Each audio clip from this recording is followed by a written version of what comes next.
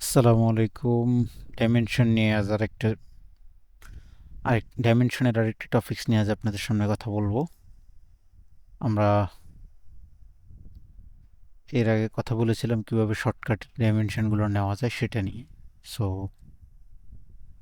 আমরা আজকে আবার ডাইমেনশন নেব। So then baseline. ওকে,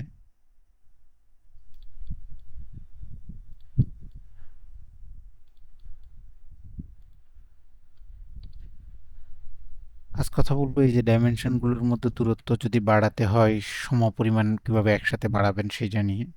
ধরুন এই দুটো ডাইমেনশনের মধ্যে এই মুহূর্তে আছে 0.38, আমি সেটাকে 2 করতে চাই, তাহলে কিভাবে করব?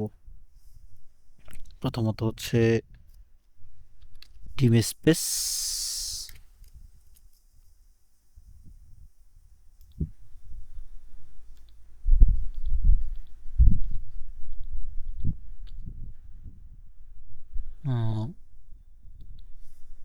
দুই।